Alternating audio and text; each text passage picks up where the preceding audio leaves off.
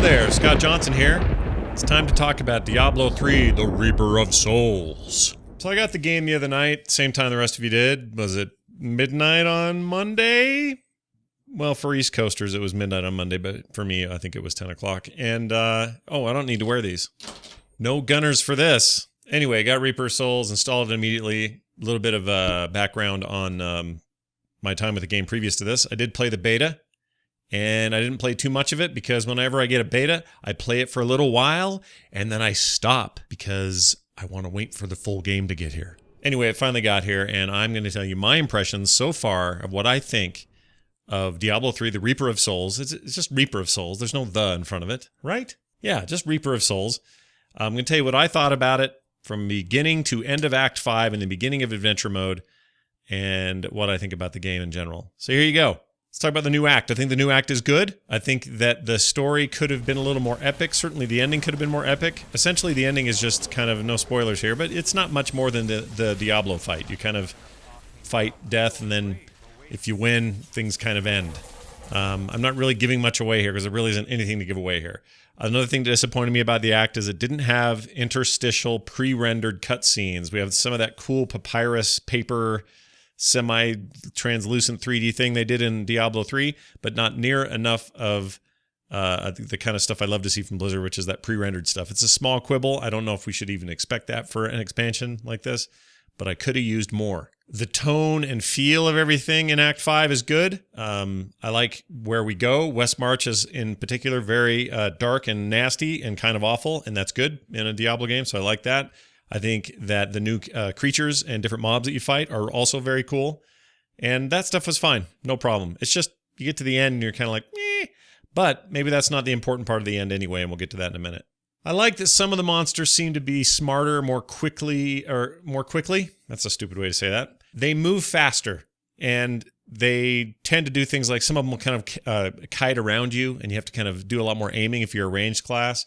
I don't know what that's like with melee because I haven't really gotten there with anybody else, but I thought it was an interesting way to handle some of those creature fights, and I enjoyed those quite a bit. The new loot system is amazing. Was playing it already in the previous game with the free patch that came out prior to this. I don't have a single complaint. Like, the loot grind that I used to love about Diablo 2 and 1 to a lesser degree is back. It's back in force. No stupid auction house to dick around with everything and ruin it. It's awesome. I'm trying to think of a bad thing to say about the new loot system, and I can't. It is predicated upon what difficulty level you set, so what I mean by that is you're going to get way better loot and way better drops, which is kind of like saying the exact same thing twice, because the difficulty system is making it so that you're working harder for that loot, and I really like that a lot. That's a nice change to the game. The old system of having to clear the entire game and then play it again four more times to see it eventually on its hardest mode is for the birds. This is a much wetter. It's a much wetter way to handle it. Much wetter. New spells are really cool. New abilities are really cool. Black Hole has changed my life as a primary wizard player. Pop that thing and it sucks everybody into its vortex, and I like the rune where it's fire damage and explodes at the end.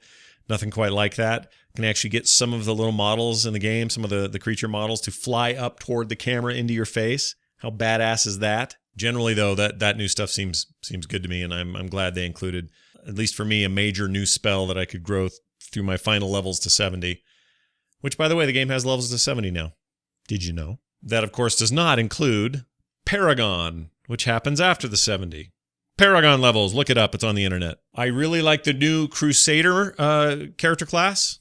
Here's the best part, though. You get through with the game, finish Act 5, Adventure Mode opens up, and you think to yourself, well, that's no good. I don't want to go back and...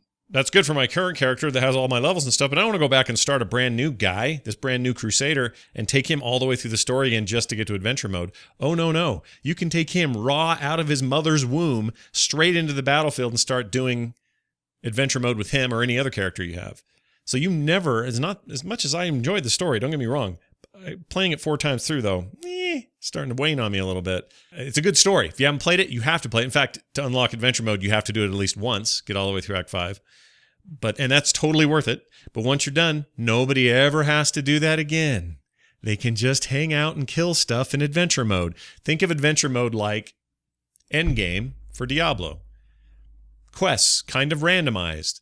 pick him off a map. I'm going to go kill Uncle McGillicuddy on the Hill of Desire or whatever it's called. You go down there, you kill him, you get a bunch of gold, sometimes secondary quests like kill this many mobs while you're there.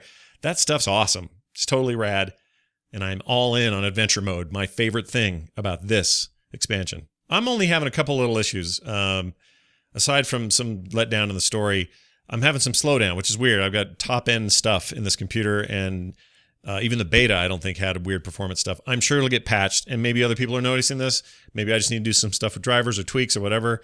Dropping things down didn't help. I think it's got something to do with optimization, but I am getting a little bit of a frame ratey kind of piece of business happening that I'm not super stoked about. But again, I'm sure this stuff will get fixed, and I'll just keep hitting this microphone through this entire review. I did get the feeling throughout as I was picking up travel logs, like people dropping satchels left and right with a little bit of story bits. Way darker tone to everything, which there probably should be since death is your nemesis here. Malthael is the guy you got to fight and contend with, and there's a lot of darkness in and around his story, and that is good. I like more darkness in my hard fantasy, which is Diablo's always been that for me. WoW can be goofy and have motorcycles and goblins and stupid stuff, and that's great, and I love WoW for that, but it's nice to get some serious business happening in Diablo. One last thing I would say is the events in the game where you would walk into an area and suddenly a small kind of mini quest would happen are much, much better here. I really like them.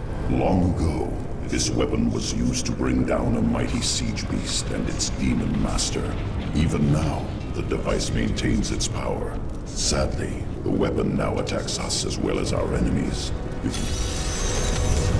Still waiting. And they're indicative of what you can expect, and maybe they did this early to show you in Act 5, but they're kind of what you can expect in adventure mode. Walk into a place, talk to some people, save them from a thing, steal a thing, take it back to the thing, talk to the dude. They're quests. They're very WoW-like in a good way. And I thought those were really well implemented. Implemented. So that's basically it. I'm going to play with my friends a lot, especially in adventure mode, and I love that. And even the idea of going in cooperatively and helping people finish Act 5 sounds exciting to me. But right now, it's kind of a focus on my main dude, which is my wizard, and giving some love to the new Crusader and working on initial levels in adventure mode with him, getting loot, getting legendary stuff that I can then turn into transmogged gear so I can get some nice sets going. Finding legendary crafting material is really cool. The Enchantress chick is cool. There's a lot to like here. Some people have complained this should have been the game in the first place. Maybe. Who's to say? All I know is I liked it before. Now I really like it. Like a lot. It is back with a vengeance. There is crack all over the place, and I am snorting it up both nostrils. So let's hope whatever the future holds for Diablo 3 or Diablo in general follows the same line. It's a great new direction. Goodbye, Auction House. We don't miss you at all. Welcome back. Loot crack. I can't get enough loot crack. What do you say, Red Ball of Wisdom? Thanks, everybody. If you enjoyed this, let me know. I'm going to start doing more kind of mini reviews like this. And if that's something you guys like, let me know in the comments. Don't forget to like the video. Okay? All right. We'll see you next time.